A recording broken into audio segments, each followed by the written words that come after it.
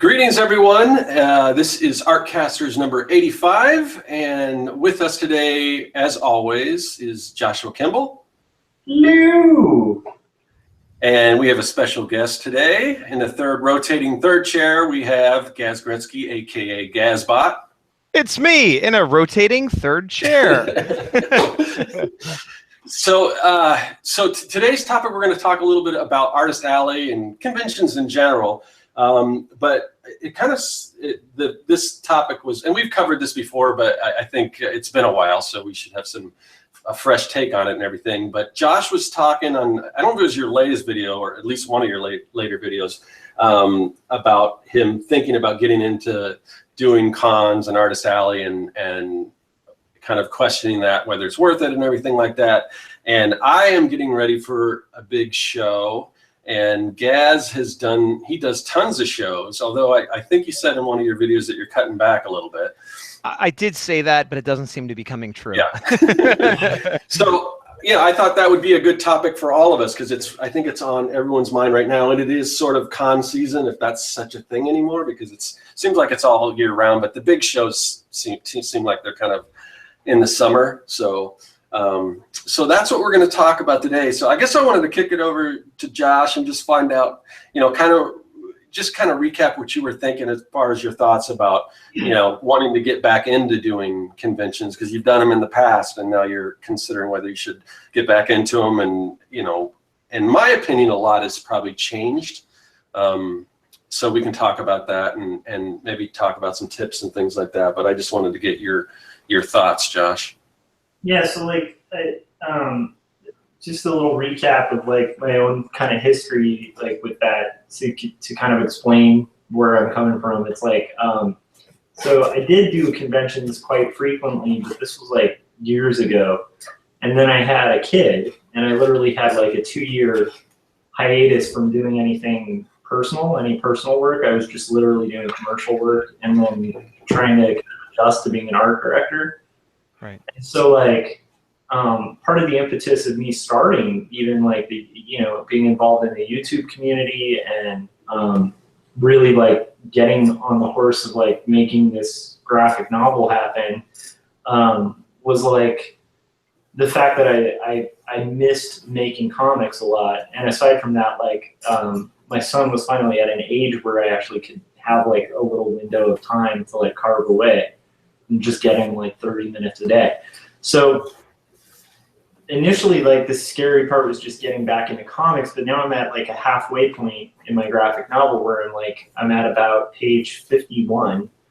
And I know that when I hit about page 96, I'm gonna be most likely self-publishing and then trying to hit conventions pretty hard. But the vlog that you're referencing, Scott, it's the gist of it was just basically I got to the halfway point and the whole time I've been working on this, I felt just insane momentum and pretty encouraged and stuff making it. And then I got hit with all this kind of weird paranoia. And one of the things was conventions because it's been so long. I frankly kind of don't even remember what goes into registering for conventions, what table costs are now. I don't know anything about conventions anymore, It's good to have children because you now have to give children to get tables in some conventions, so that'll be helpful. But it's fascinating because it's some of the conventions I used to go to don't even exist anymore, or they have different owners. I think Ape's been bought out by Comic-Con. It's just sort of. Yeah. For that one specifically, I have a fair amount of experience with. Ape had been bought out by Comic-Con, and a couple years ago now, I want to say 3, although I might be getting it a little bit wrong, it was bought back by, who owned it originally? Dan Votto, is that his name? That did Slave Labor? Yeah. Let's assume it is, yes. He got it back. So Comic-Con no longer owns Ape. Okay. Which a lot of people thought was a good thing. I also thought was a good thing until I experienced it, and I do not think it's a good thing. My experience with Ape, I had gone once years ago in the 90s when it was Ape, the Alternative Press Expo, a great place to go and sell alternative comics. And it was, I went with a buddy of mine. I had done a couple pages in his book and we went to sell it from New Jersey. We came all the way out to California. That's how big a deal it was. And it was great. And I did it one or two other random times where I would go just to see what was there. And I had a free table with a buddy of mine one time, and I went. And then when I started doing conventions more seriously, I went to Ape, like I think it was the first year Dan Votto got it back. And it had moved out of the center in San Francisco. It was at, I forget what the name of the building was. And it had moved to this like pier. And it was like a really cool building, but it was off the main street. So you were going to get no like walk-through traffic. Only people who knew that it existed would come. And the other thing was, one of the advantages of being part of Comic-Con, now some people would argue that it, you know, made it too corporate or too mainstream or whatever. I can't comment on that because I wasn't really going during those years. But a big advantage was if you had a ticket to San Diego, you got a free ticket to Ape. And that may have also been true of WonderCon, although I'm not sure. So you got a lot of people that, you know, liked Spider-Man and Superman who maybe wouldn't go to this convention, had free tickets. So it encouraged them to come in and walk around. And like, I think that was a really good thing. But once Comic-Con let go, that didn't happen anymore, obviously. So it got into this new building and it was okay. Hold on a sec. Oh, sorry. I thought I heard somebody in the background. And it was okay. I did okay sale-wise, and it still seemed like a fun show. But again, it's just a small attendance. The next year, it moved to San Jose, which is right next to where I live. So I was actually pretty excited because I wouldn't have to go far. And it's the San Jose Convention Center, but it's not in the main convention center. It's in this sort of annex. There's a name for it. I forget, like West or something like that. But it looks like a military kind of hangar tent thing. Got it. And the attendance dropped and the price went up. And still no affiliation with Comic-Con, and there were no publishers there. Valiant might have had a booth, but there was no Drawn and Quarterly, none of the big names you'd expect to be there. And there weren't even like a lot of big indie celebrities. And so it was worse in terms of attendance, worse in terms of the money. Definitely the money I made, and my perception is the money other people made.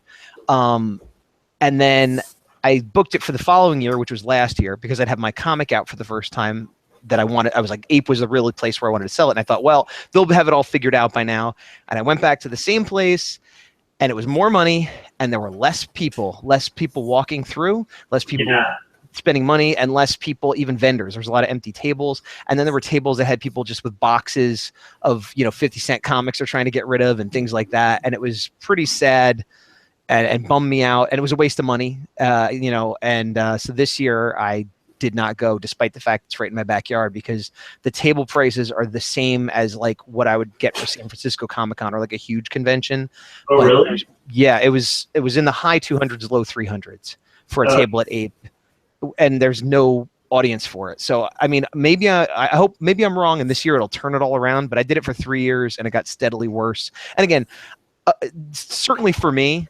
But I'm sort of speaking for the event as a whole. I can't know what other people made, but it was obvious to everyone that it has been going downhill since. And that's a bummer because it is the guy who owned it, and in a way it's good that he got his like creation back, but I don't know. He's not doing. I don't want to blame him because I don't know the behind the scenes thing, but something is not going right. I'll put it that way. Yeah, I've heard similar things regarding Ape, but what's interesting to me is like it's been so long. Like even setting up a booth, like I'm not even sure. Like I'm sure everybody's up their game on displays now, and like I don't know. It's just like it's kind of a nerve-wracking thing, and I am kind of wondering if it'll be worthwhile, considering that like my goal is literally like I'm not going to sell prints, I'm not going to sell anything pop culture related. I'm literally just going to sell my book. And it's going to be extremely difficult to make table. Yeah, I don't know how people, unless, and I don't know how well your books sell. If you sell well enough, maybe you could do it. But I feel like anybody that's not selling pop culture stuff and prints and things like that is at a financial disadvantage. And go ahead. That was always my moneymaker. Like when I would make stuff before, was like, occasionally people would buy books and stuff, but you get like, you'd sell like the print for $20 that cost you $1 or whatever, and you're making a good return. So it kind of made up for like pretty much the loss that you're selling floppies for, that I would say that business model is still pretty accurate. I mean, there are exceptions, and Scott could probably talk to the way he does different ancillary things that could probably boost it as well. But it does seem that the average person, myself included, is not going to make tables selling their own work. And even if I'm selling prints of my own work, they don't seem to do much, because no one's heard of the monster I drew, or whatever. And, I sell a couple books every show, and those are the things I'm most happy to sell. But even if I sell a book, I'm just selling floppies, but I sell it for $5, and it costs me on average $250 to print.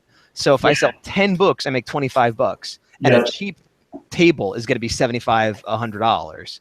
So without the prints, it's going to be, or something else. I won't even say it has to be prints, but something else making the money.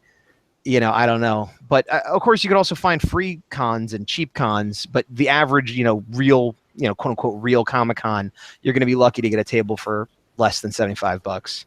Yeah, I think it's the thinking behind it. And I'm not sure if it's going to work or not. The thinking behind it is initially I was going to do these as floppies, these comics, and then I realized for one thing, I don't really buy a lot of floppies, although I love floppies. Right.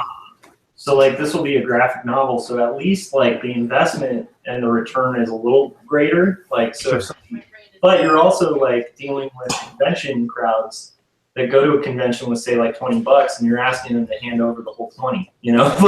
Yeah. Well, I mean, maybe asking for a greater return, a greater investment on the part of the person at the convention too. So I'm really I've never really been in that position at a convention before. So it's I kind of want to try it as an experiment and see. I'm with you. I would like you to try that as an experiment too. You might want to do is you have your $20 book or whatever you sell it for, but then also have ancillary stuff of your own, like buttons or something, or even a little preview sketchbook maybe for a buck or two that has just sketches of your characters, or so that if somebody's kind of interested, they could have a low risk entry point and then have all the info if they want to, come back to it or something like that. Yeah, I mean, definitely just to have variety, I'll probably have some prints relating specifically to the comic, and then, some postcards and maybe lapel pins, or just if I have to go on the cheap, just buttons or something. Don't knock buttons. I mean, I sell buttons. Most of my buttons are, fan art or licensed property, or whatever you want to call them. But those little $1 buttons, over the course of a show, I might sell 40 of them. And so that adds up. Yeah. Yeah. Oh, go ahead, Scott.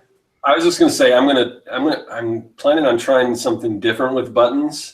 And it may not be a good idea, but so for my online store, I pulled all the buttons off because it just doesn't, if somebody wants to order a button online, it's just not worth it for me to ship it and stuff. So I started making these button packs with 5 buttons in. So awesome. Yeah, so that'll work fine for online, but I'm wondering when I bring those, it'll I might say if I it's charge cheaper than the individual buttons, or if it's the only option, I think they'll do okay. I've bought button packs at shows from people. It would be 6 buttons for $4 or $5 or whatever. It ends up being a little bit cheaper. Yeah, I don't necessarily know cheap. Well, if it would be cheaper. Well, okay. I mean, yeah, I see what you're saying. I was just going to not have the loose buttons. Oh, you're not going to have loose buttons at all? No. Well, here's the other thing. If somebody what I did last time that worked pretty good for my mailing list was I also made magnets out of the buttons.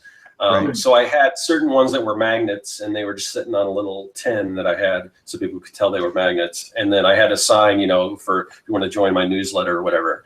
And you would get a free one. Because I couldn't, for some reason, I could not sell the magnets. And maybe it's because they were more, but how much did you sell the magnets for versus I sold them. I think I sold the magnets. I either sold them for $1.50 or $2 versus $1 for the pins. It's not even much of a markup. No. And yeah, it was probably $2 just because the magnet was there, I think. Right. But people didn't buy them. So that's why I started giving them away as incentive to join the newsletter. So Scott, I don't know if this would work, but what I used to do that worked pretty effectively for me was I used to have postcards that I would sell for $1 or something. And then I would have like a postcard pack that was like 4. Mhm.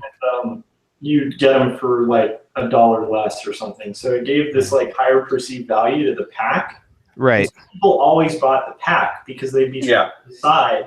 And at that point of trying to decide, that's where you can come in with the sale and just be like, well, you know, you could get the whole pack for just like $1 more than just getting those. Yeah, I do that all the time too. If you buy like if you, two prints, you get one free, that type of thing. And I guess what I was thinking of doing, because there's more time involved in packaging all that stuff, I didn't want to sell them for $5 as opposed to $5 or $1 for the loose one. But what I'll probably do is I'll bump the price of, if I sell the single ones, I'll bump them up to $1.50.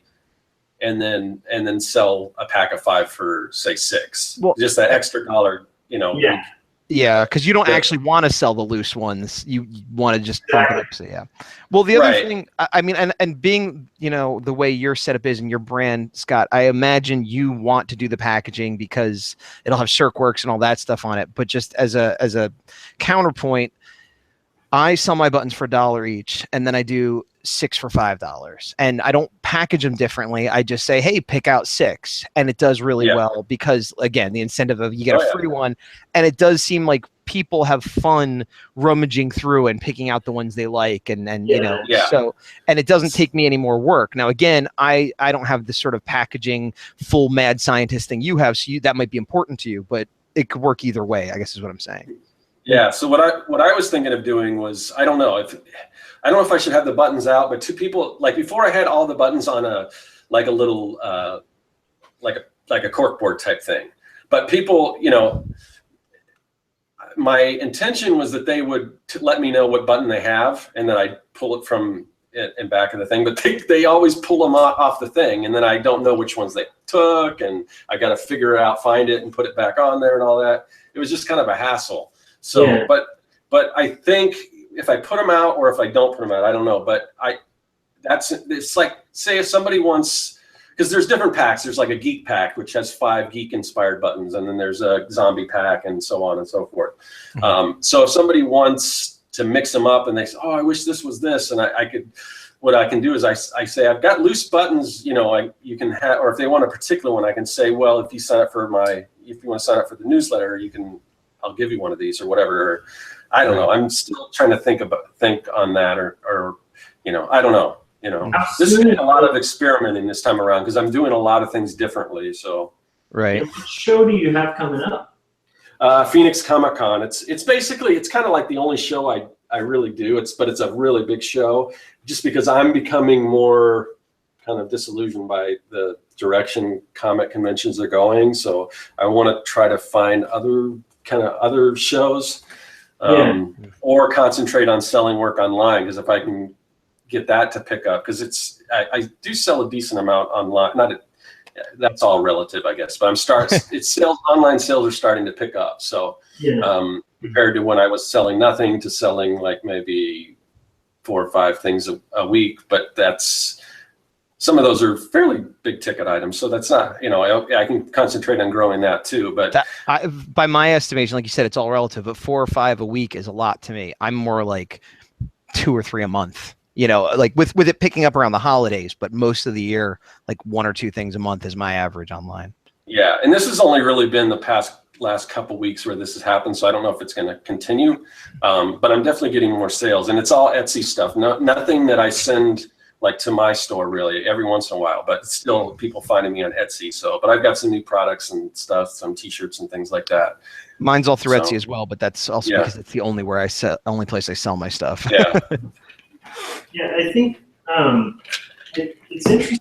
Like what I'm curious about is like, so like if you're conventioning and you're trying to kind of build your brand, you know, like that makes sense. Like a lot to like have a variety to sell prints, all of that. Mm-hmm. But if you're literally just trying to push one book, like that's your goal, not necessarily to like get illustration work or, you know, get your name out. You're just trying to get the book out, just one specific book. Right. Like, just because I've never done it, I'm really fascinated by the idea of kind of doing booth thing, like that going against like it literally like going against advice and like putting all my eggs literally in one basket. Like, well, not literally, but more literally. Yeah. Closer to literally. I think the thing, I mean, I understand that impulse. I have not gone that well. I also don't have my full book out. Once I have my like, you know, I most people call it graphic novel. I'll call it a trade because it'll be collecting, you know, the 5 issues of my story. But I thought of once I had that out, giving more of that sort of push. But in the short term, I have this 7 foot tall standee of my monster that everybody's like, oh, that's so cool, and I love it and everything. But when I go to shows, it does not help me at all. And like that was my whole thing of like, I'll have my prints, but I'm really going to push my book. And it surprisingly is overlooked. Like a lot of people don't even seem to notice it. And I don't just mean they don't come to my table. They'll come to my table and be talking to me and looking at my prints. And then like 3 minutes later, they'll be like, hey, what's that? So there's this weird, like, how are you not seeing the 7 foot tall, brightly colored monster thing, you know? Well, and then, go ahead. I was just going to say there's an easy explanation of why they don't see it, because if you've seen my booth, I mean, I'll go crazy as far as my booth. And if my booth was sitting out in the middle of out on the street or something where there's not all this other stuff to look at, right? People would look at it and go, "Oh, wow, that's amazing!" But there's just so much; it's just sensory overload for people. I agree with you. To a comic book. Sometimes I think that is part of it on some of them for sure. But I do some smaller shows where I do have one of the best, if not the best, setups there. I'm not saying this is at every show, but some little local I would shows, say I have one of the probably best setups too. But yeah, and so at the bigger shows, I get it. It's sensory overload. But on the smaller shows, it's like you can walk the whole floor in 15 minutes, and I have the tallest, brightest thing here. So how you know? So and the other thing is, I found and this because I'm worried about making table, which might not be the primary concern depending on what you're doing. It's less room that I'm pushing those prints, and the shows where I try to push my book more, even if I have my prints available, I definitely make less money because my big sellers, people don't realize I have them because I'm not putting them up front, and unless they flip through my book or look through my stuff, they might not know it, and they might go, oh, look, that guy has some kind of monster book, that's not for me, and they move on without seeing the other things, which I don't know, it's tough because I basically pulled way back. I tried a few shows where I was really pushing hard and I was losing money. And, if the point is just to get your brand out there, like you were saying, then I guess you just have to be, well, I'm generalizing, but at least for me, I'd have to be willing to lose money either in terms of making less sales or literally losing money where like I didn't even make table, depending on how bad, the show went for me. Yeah, I don't know. I'm just so mixed about it. Like I have some crazy kind of unorthodox things that I'm going to try with this because like, and part of it's just coming from somebody who kind of did a lot of conventions and like I made table and I got to a point where I would make more than table. Like I'd come home with a pretty decent amount, but like, what I was selling at conventions was what I was like doing, 24 or like more than 8 hours a day. It was just illustration work, which at the time was like what was my goal. So it was like it really fed into my goals. But now that like I'm kind of like I'm not really looking for illustration work, and that's a little problematic because I would say the one upside when I was pushing my own book and my own and in general, even though I'm doing licensed work, I do Godzilla and Power Rangers and things that I like and are related to what I do. I do get work, and it's usually not big work. It's a lot of like commissions and smaller illustration pieces, but it's much more the type of stuff I enjoy doing, and it's closer to my own stuff. Yeah. So if I don't sell as many prints, I pick up more commissions and work that way. But if you're not looking for that either, I don't know what, man. It's fascinating because it's like to me, like I'm literally just looking to get my book out and to hopefully like the goal is hopefully to make table.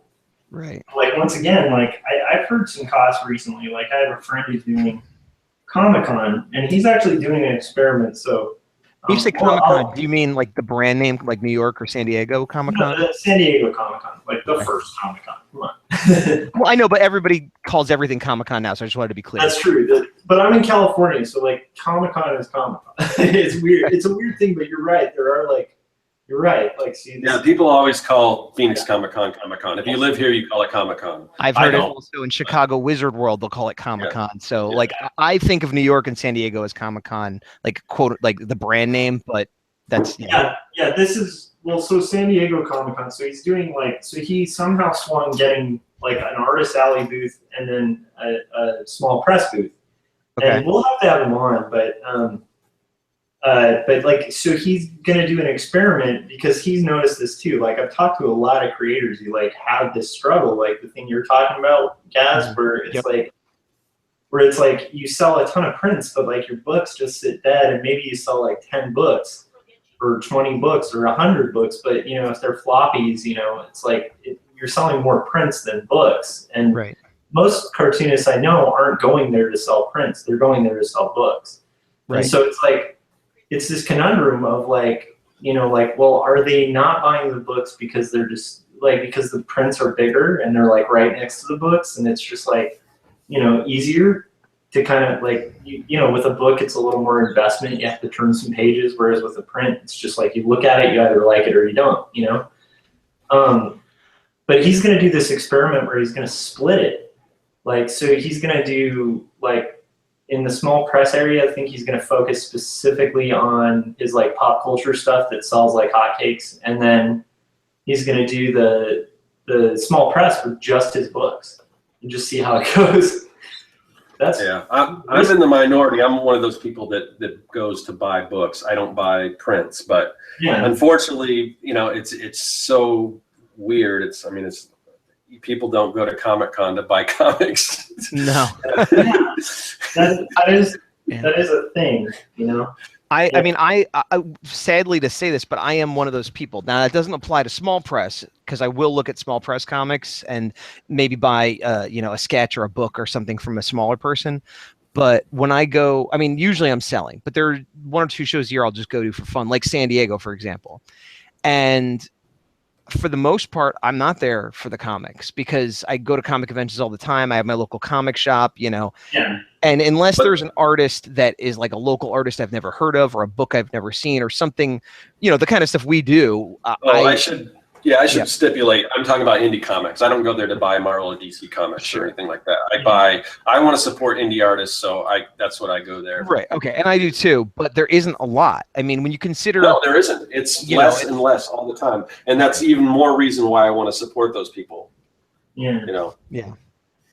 It's interesting though. So the thing that I'm curious about, because I'm not as good as you, Scott. Like I actually am guilty of buying a lot of prints and stuff because like a lot of the times like artists that really dig will have like awesome like silk screen prints or something of their work, and like I'd rather get it on my wall and then maybe buy the you know, out of well, part of it is because my house, there's no place to hang a print because it's all murals or, you know, there's no place.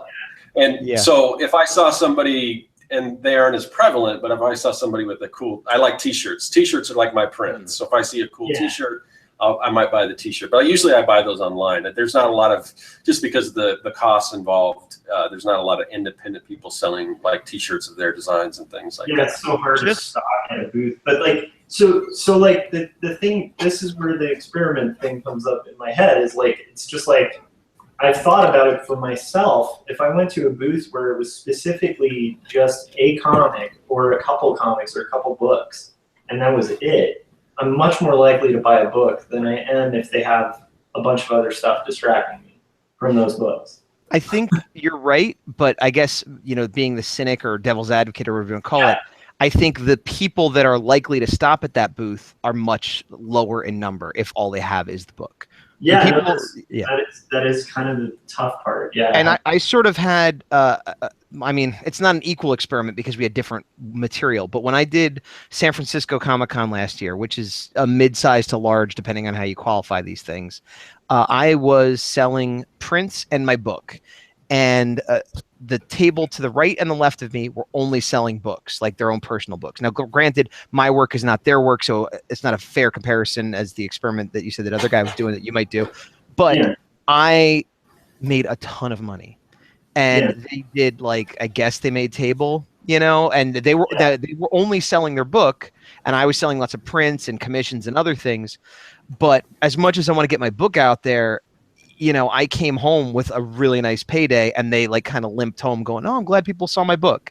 And I'm not I'm not putting them down. I've been at those shows where I'm just happy somebody looked at my book, but it seemed crazy to me that like, wow, if I didn't have my prints, I would just be barely making table if I'm lucky, like they are. Yeah. And I still sold a few comics, not a lot, but you know, I don't know. It's a tough, if you really don't care about the money and you're really not looking for other work and you really just want to sell your book. Yeah. But like I said, it was almost exactly what you're talking about, where it was just, and you know, the one artist near me, you know, arguably maybe they weren't as refined as I was, but the other artist was probably a better artist than me. You know what I mean? Like not, and they still, like, if somebody wasn't interested in the book they happen to have, they didn't even stop and look, you know? Well, yeah, because it limits the option. I mean, like, you know, it's like for instance, like, you know, when I did conventions before, it's like, you know, somebody might not like my my like autobio comic or something, but they're gonna like, you know, maybe they like my stupid Kermit the Frog print or whatever, you know, like, so Right. it's like, and I like both, so like, why wouldn't you give them all those options? But what's Right. like, what's fascinating now is like, I mean, I'm not looking to lose money. That's a definite goal, is to not lose Right. money. But I also like, you know, I have a pretty stable gig, so I'm like, I really just kind of want to do, like, if I do conventions, like the goal will be like literally just sell Your the book. And that sounds like the It's dream. scary, That sounds though. awesome. Like I'd rather do that if I could, you know. I don't have a steady gig like you do, so you know, there's a little bit more at stake for me money wise. But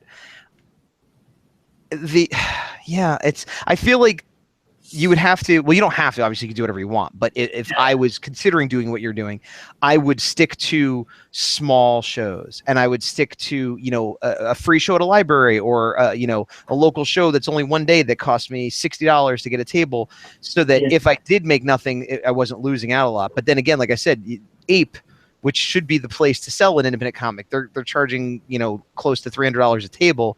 Yeah. You know, and you have to like live with the possibility that like I might be losing $200 or $300 by doing this all weekend, you know. And Yeah. I don't, and if that's worth it to you, great, but it's tough. Like it's Well, and it's more than $200 or $300 you'd be losing, right? Because like for me, if it were Ape or whatever, I'd probably stay with a friend or something, like, you know, to save costs. But at the same time, like, you're, you know, paying like gas money and mileage to get there. Right. And like, the time you're not working on other projects, whether they're your own or paying. Exactly. So it's like, you know, there's more of a cost to it, and like that's why I'm kind of freaked out about it. Like, it scares me, but it's something I want to try. But like, what I'm kind of curious about is like for instance, like, so the San Francisco comic book convention you do, like, what does that run? I mean, if you don't mind me asking, because I'm just like curious what these things cost. Last year, it was very cheap, and it was the first year they did it. It was $100 for an Artist Alley table. Wow. Which is super low for how big it ended up being. But the caveat was there was this weird thing with the unions where to like load in, I got charged another $100. I won't go into the whole story. I've gone into it in my videos, but basically it ended up being $200, even though they said it was $100. But this year they changed it around and they included it in the price, which is what they should have done last year. And it is around $200 for an Artist Alley table there. I actually am getting an exhibitor table because I was slow to get it. And so I'm splitting the exhibitor table with a buddy of mine, and it's actually much bigger. And that is costing us about $600 between the two of us, six something. So it's like $3 something for me, but it's like a big corner booth with like tons of room. So even though we're splitting it, it's like we each basically got our own table, and that's a lot. But I made way more than that last year. So if I make half what I made last year, I'll still be coming out okay. Yeah. Yeah. I want to kind of touch on this topic because that's kind of what the whole booth versus table thing. Because the past 3 years I've had a booth, like the big corner booth. And so that was, you know, it's close to $900 for that. Right. And so, and because of the extra cost and because of the way conventions are going, I've never not made the booth or the table, but you know, and I've made somewhat of a profit, but like considering the amount of time you're there and everything, I'm like, I don't know if this is worth it. I don't know if I'm going to continue to do this. because in my opinion, it's just become so celebrity focused. People go there to see whatever celebrity, and they'll bring, because they're, and the celebrities, they'll charge, $100 a pop to get an autograph. Right. So a lot of people don't come there with all that money. They go there, well, I'm going to get this autograph, and then they don't have any money left, or they probably could care less about people doing, what I'm doing. But anyway, that's. But and not only that, but like going back to the the fan art or type stuff, some of the shows I've done well at were when my art lined up with what guests or events they had. Right. Yeah, that's a good thing too, because they'll, like, if you have a print of I don't know, whoever, somebody from Supernatural or something like that. Right. If you have a print of that, then sometimes people buy the print because they want them to sign it. Exactly, or even they're just in the mood for it. And like I've had it happen to me, by happenstance a few times. But I know there are some artists who I won't name, and not that there's anything wrong with this, but just that will see I'm going to be doing this show, and Stan Lee's going to be there, and Ryan Reynolds is going to be there, so I'm going to do this Deadpool Stan Lee print, or like kind of make prints specifically for those shows. Yeah. And again, I don't think there's anything wrong with that, but I don't want to be doing that. That seems like a whole different career where you're like, I'm the guy who does prints of the show I'm going to, or girl or whatever, But, and again, I don't want to seem down on that. There's nothing wrong with that. It makes sense business wise. It's just not the business I want to be in. Yeah, I think like that's kind of my thing is like I've never really been a fan art guy. I mean, I have pop culture related, or used to have pop culture related stuff, but I never really did like stuff I could get sued over, like, but what kind of like what scares me is the idea of like actually just giving it a shot, because like thinking back on it, I never really fully just kind of was like when I did at my first convention ever make the error of just showing up with my book, Right. And that was it. Like I didn't have a sign, I didn't have anything. And, of course I think I didn't even make table at that, Right. And from that, I kind of learned all this stuff and was like, okay, I'm going to display things correctly and all of that. But I never really, like, from that point on, just gave it a shot to do it with my book, but just like have all the marketing material and all the prints and everything tie into that one property. And I don't know, it's fascinating to me as something worth trying, because I was thinking if more creators did that, it's like, it's kind of one of those things, like, I think most of us get annoyed by that being the case at conventions. And I feel like if more creators just started actually putting their own creations up and that's it, right, I think that would solve a lot of the issue. But then again, I don't see that happening, just because the fan art is just it's just easy money for the most part. I mean, you're basically piggybacking on millions and millions of dollars of free advertising, and it's like, how do you compete with that? Yeah. Well, and Josh, like I do agree with your sentiment. I think it's a bit idealistic, and I don't. I think it's nice, and I wish it's true, and I hope you're right, but I feel like you're not. It's not going to work the way you want. Not necessarily for you, but like if you do it and then other people do it and we all do it, then yes. But I'm the person that's like, but everyone's not going to do it. And even more than that, like you got someone like me. Okay, I have my own book and I sell prints. I'm reluctant to give up the prints because then I'm losing money. Now, if everybody started giving up prints, I would, yes. But I don't want to be competing with the people who don't give it up. So I'm a little bit part of the problem in that way, that I'm not going to take that leap of faith and risk losing money. But I'm not even the worst enemy of this plan working. The worst enemy is there are so many artists that don't have a book, that don't have a character, that all they do is fan art, so that there is no other option for them. There is no, I'm going to push my own stuff. So even if every artist that had their own creator, own thing jumped on your bandwagon, I still think 75% of Artist Alley would just be prints of Deadpool and Guardians of the Galaxy and whatever new thing is out. Yeah, and that's why I feel really nervous about it. But at the same time, like I want to take advantage of it, because I've never been in this position before. Like prior to that, I was literally scraping to build my own business, to like, get clients, to get my name out. So it was like, that was the goal, was like, the goal was like to hopefully make a profit. But the bigger, longer term goal was like, get, people to my website so I can get work. I mean, like, Let me ask you this real quick. Pretty effectively, like I got some, like decent book deals and stuff out of that. But I didn't not my own book deals, just people who were like, hey, we're working on this book, will you illustrate it? That kind of stuff, Right, and that's success for a lot of people, and that's what most people there are trying to do, I think. Yeah, or at least that.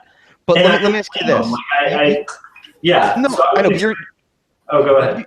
I'm curious. You keep saying that you're nervous, and I'm not sure what you're nervous about, because as you said, it's not a financial thing. Like worst case scenario, you lose a couple $100, but you could afford it. It's not going to end your, career or whatever. And so what are you nervous of happening if you put it down the money, you go all in, you put your stuff up there, and you lose a couple bucks? Are you is it a artistic rejection you're afraid of? Is it what is it that you're nervous about when you say you're nervous? I think the nervousness would be losing money, because I'm in a comfortable position right now, but I'm not at a point where I can afford to lose $600, $700. And nor should you be buying a booth for $600 as your first time experiment. So I guess that's. But so that's the cost of a weekend. At a convention, it's well, no, but aren't there local shows? Where are you, down in LA area ish? Yeah, LA area, so I can hit locally, but yeah. You do have the option, both of you guys living in California, that you have tons and tons of conventions. Totally, and that's what I'm saying. There's shows close enough to me that I don't need to pay for travel and I don't need to pay for a hotel. I can just drive over and do it. And and the smaller shows cost $100 or less. So this is what I'm saying is, if you're nervous, just pick any random local show, whether it's good or not, because it's an experiment. Costs $100. You could drive over, get back in your own bed, and the most you lose is a day or two and $100. And then that nervousness should disappear, unless it's about something else. Yeah, but the shows that are so I don't know if this has changed, but for me, there's a reason a booth at Comic-Con costs almost $1,000. It's you're gonna make that at Comic-Con, because of the traffic. It's maybe. Well, yeah. From what I hear, because a Phoenix Comic, like I said, Phoenix Comic-Con booths, they're around for a booth. It's close to $900. Now, what I'm doing right now is I'm going back to the Artist Alley, but I'm going to get 2 Artist Alley tables. Okay. And as far as bargain wise, as far as the best bang for your buck. Now, I don't know as far as the location and everything. That's what I got to figure out. But but so for 2 Artist Alley tables, it's close to $600. Okay. But so what I realized was I'm getting almost the same amount of space, because 2 6-foot tables, if you take those and you butt 2 6-foot tables next to each other in a booth, you got about the same amount of space. I had a little extra because I had this little end cap thing that I fashioned where the 2 tables butt up to each other, where it kind of curves. But I've got about the same amount of space. And not only that is and this isn't, everyone's not going to be in this situation, but for me, I've got 3 kids, I've got a girlfriend, and they all, want to go to the con and stuff like that. So with the booth, they would give you 3 badges. Yeah. With the table, they also give you 3 badges, but if you get 2 tables, you get 6 badges. So I'm not having to also pay extra money for extra badges for my kids and stuff. So I'm saving money there. Can you request those tables be next to each other? Oh yeah, I don't think they do it any other way unless it's a weird thing. Now of course, as this thing grows and they're expanding, I think they're at limit now, but capacity or whatever. But it's going to be even bigger. Now that could be, if the attendance isn't there, I don't know, because they've they open up a lot more tables and everything. Right. But it seems like I've got pretty decent placement, just I guess because I've been there for a while, and I was worried that they weren't gonna let me go back to a table after having a booth. But usually they'll give you 2 tables next to each other unless there's just nothing left available. And I don't know what the availability. I don't think you can just. I think they said there was a waiting list. Now there's not, but that doesn't mean that you can get in. It means. I don't know what that means, if it's a lottery or what they're doing. If you've been going, you can still get that table. But if you're new, that's a different story. And I don't know what that story is. But so this is the stuff that I get nervous about. So how do you know what amount to print before the convention? How how do you usually set up your booth now? Like, what's kind of the going thing for setting up a booth? Well, go ahead, guys. That was it so far. Pretty much everybody has something vertical behind them at this point. Even if you're just there as an artist that doesn't even have your book and you just have like a print and you're like, oh, I work on Booster Gold and, I just have that one print. They'll have a big thing saying like Dan Jurgens with a picture of Booster Gold. Or, like I have a big thing with a bunch of prints behind me. But like whatever the thing is, almost everybody has some sort of vertical display that is tall behind them. And I would say, I would just want to jump in here real quick. Yeah. I would say even if you don't have prints or whatever, if they don't supply that backdrop thing, bring something yourself, because otherwise they're looking into somebody else's booth, and you want to stop it, because like I said, people, there's so much stuff, you want to stop their eyes. So, and you got to also watch people kind of, there's usually a height limit, but people go above that anyway. And like I've been to cons where the person behind me had a sign facing my direction and went above me, so people thought I was that person. You're not that. Most cons frown upon that and say don't do it. It doesn't always stop everyone from doing it, but that's usually not allowed, because it is like basically advertising in someone else's space, which is just a crappy thing to do, but people will do it. Yeah. So you're saying like a wall? Yes, a wall. No, a curtain. You can buy like stands, or maybe PVC might be hard if you're going fairly high, but the material could be cloth. It could be I use just buy curtains. You can buy curtains for like $10. But it is a wall. I do think that's correct terminology, because the point, whatever it's manufactured out of, it creates a wall that stops people from seeing what's behind you and makes them be able to know what you have from across the room and not have to get up to your table and look down at it. So if all you're selling is your book, I would have the front cover of your book or your main character or something, but have it tall behind you, blocking out whatever's behind you. So by tall, you don't mean like the pull-up banners, right? That could work. I've seen people do that. I still think you can kind of see through those if they don't provide something. And of course it's an extra cost. If you can afford it, I would find the cheapest kind of stands, like photo. They've got the photo stands where they have the photo backdrops. You see, it's just two stands that telescope, and then it's got a bar on top, and you get a curtain and put it behind. Because any way you can stop, if somebody stops in front of your table without looking beyond that, they're going to look what you have. Is that what you use, like the telescopic ones? What do you? Yeah, I've got. I forgot the Ravelli is the company that I get them from, but like Polaroid makes them. There's all kinds of different. Just go on Amazon and look for light stands. And I don't have that set up, but I've been seriously considering switching to it. So what is your setup right now? I have these. Gaz, yeah. I have these. I can't remember what they're called, but they're like grids, like build-a-box grids, which are like a few feet wide each square, and you build like a box out of them for storage. But you could also build them on top of each other. So I have 3 sets that I bought online for, I don't know, $30 each, a while back, and they're really heavy is the main disadvantage. And it's also like 45-minute setup, half-hour takedown just of these cubes. I keep saying bricks, they're more like cubes. And so I'll build them about 5 high, which makes them a little bit taller than me.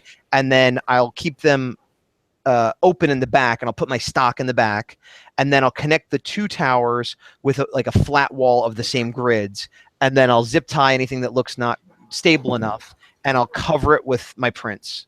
I'll just, every inch of it is covered with my prints. So it serves as, my display, my wall, and then I have storage in behind. That's awesome. I want to see pictures of both of your setups, like both you and Scott. Like I'm just like, I maybe after this is over, just at some point, because I can show you. Yeah, I gotta grab one.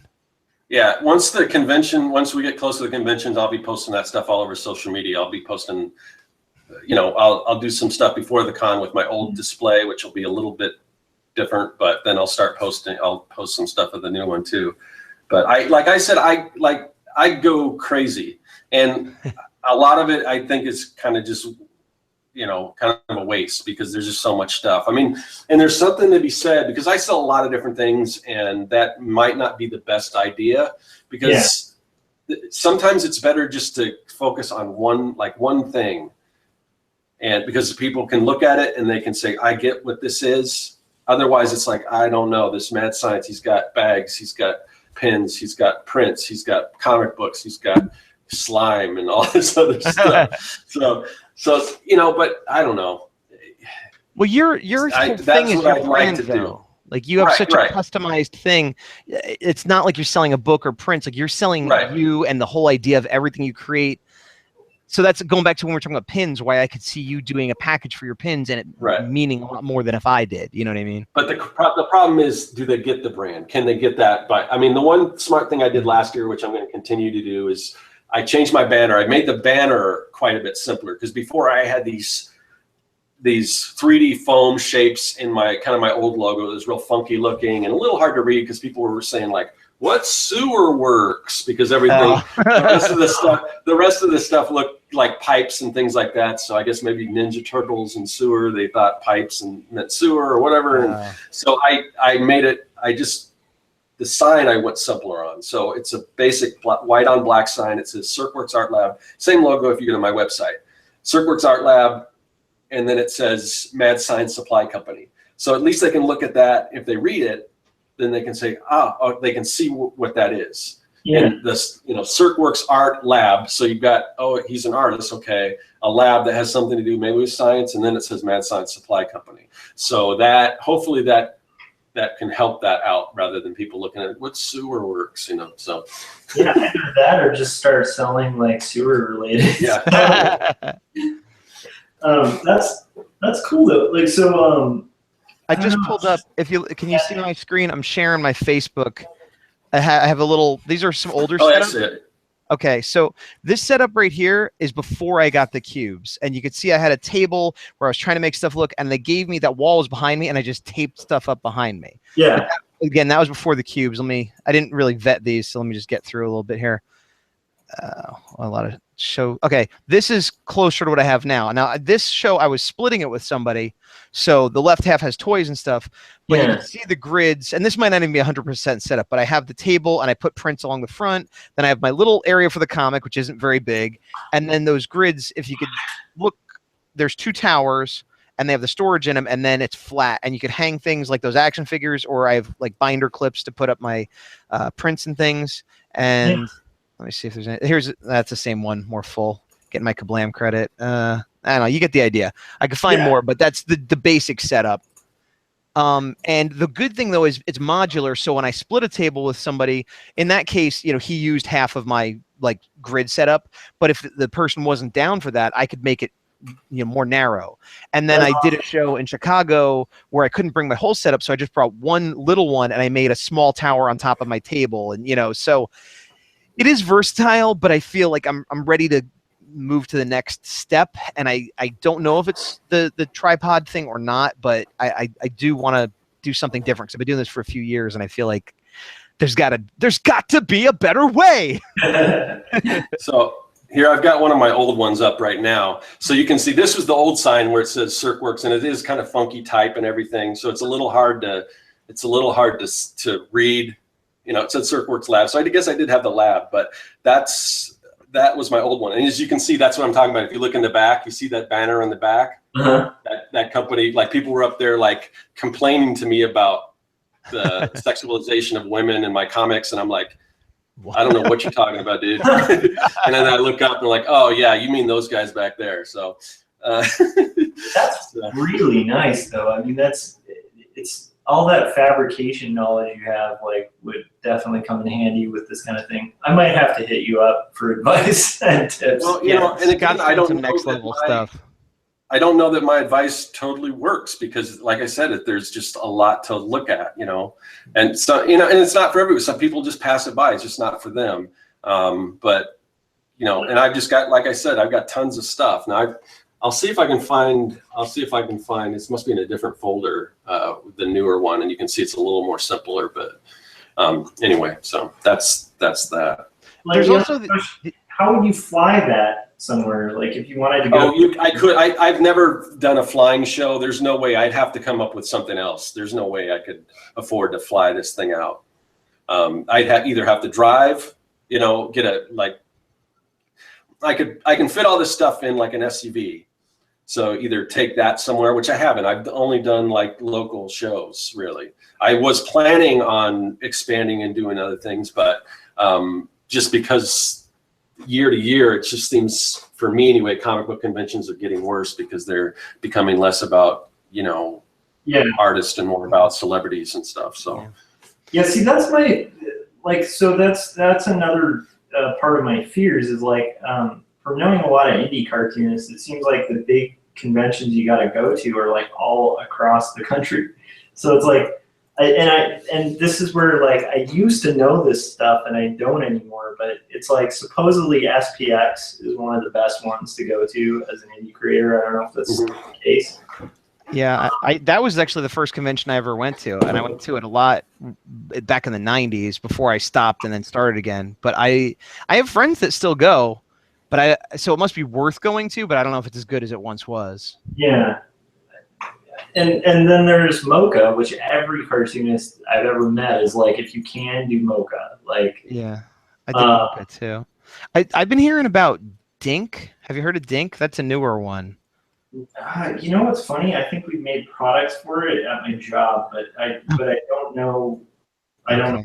So. I think I want to say it's in Denver. I don't know enough about it, but I just have heard people talking about it recently. Huh. So here's the newer one. So you can see I simplified the sign quite a bit. Oh yeah. And maybe not, it might not be as cool, but it's definitely easier to get the point across. So are those solid walls? How do you? These are well, they give you I think a partition, like half a partition, and then this is a corner booth, so it's hard to see in this thing, but it's a corner, Yeah. But half, like the wall that you see that sriracha print with that mech rooster guy, that when they give it to you is just like a half wall. But I bring my own stuff because I never want to count on what they're giving you. Yeah. Oh yeah. So I mean, to bring a tablecloth at the very least, right? Yeah, and everyone, and even like Ox was giving some information out in the chat, and he said, definitely bring a tablecloth and stuff like that. Ooh, what happened? All right, there it goes. But yeah, that's if nice glaciers, Scott. I like your ice over there. So, but yeah, the tablecloth is the basic. That's the one thing you want to bring. There's certain things that don't cost you hardly anything that you definitely want to bring. Yeah. But now it's like there's just so much stuff. Sometimes you don't even notice that. I don't know, but I would say a tablecloth is definitely the right thing. So also there's a certain amount, and this is true of art in general. But expectation, I find, is never going to live up to what you think is going to happen. Yeah. Even going back to my standee thing, I thought it would get more attention than it did, but I also had the idea that I like the idea that, hey, even if it's not getting me sales and stuff, people will come and want to take a picture with it. Because I know when I go to shows, I see a big statue of Captain America or something. I'll take a picture next to making a dumb face. So I'm like, oh, people want to take pictures and I can tag them or whatever. But I'm always in a position where it's sort of behind my table in an awkward position. There's no good way to do it, So I'm like, oh, I really thought that would be such an obvious, free, fun thing people could do at my booth, and it's kind of impossible half the time. Yeah, I mean, I definitely I think to be honest, the majority of the nerves come from it's almost like pre-game jitters because I've done it. Right. I've done it. And so it's I kind of know I can do it because I have done it, and it is kind of overwhelming and weird when you do it, and then when you actually get the hang of it and start making money, it's still weird, Yeah. And exhausting. So I think part of the hesitance is kind of when you were asking that earlier. Right. I think a lot of it is just kind of pre-game jitters because And I think that's what hit me when I got to the halfway point was just this knowledge that I'm actually going to make this thing.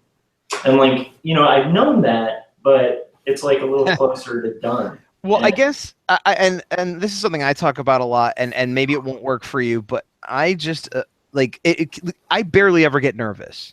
Yeah. And not that I'm some great master of my own destiny or something, but I just assume I'm gonna fail. I assume no one's gonna give a shit. No one's gonna come to my pardon me, I mean to curse. No one's gonna come to my booth. No one's gonna buy anything. It's gonna go terrible. I'm not gonna make any friends, you know. And then I'm like, okay, so the worst thing that could happen is I lose the money for the table. I don't talk to anybody, and it's going to be a boring time. And so, you know, and so then I say, okay, well, if that happens, I'm going to bring some paper and I'll sketch some characters or do a sketch cover or whatever the thing that would make me feel productive while I'm there. So I'm not wasting my time. Maybe I'll make a video, you know, and so I have like contingencies. And then if anything goes right, I'm happy.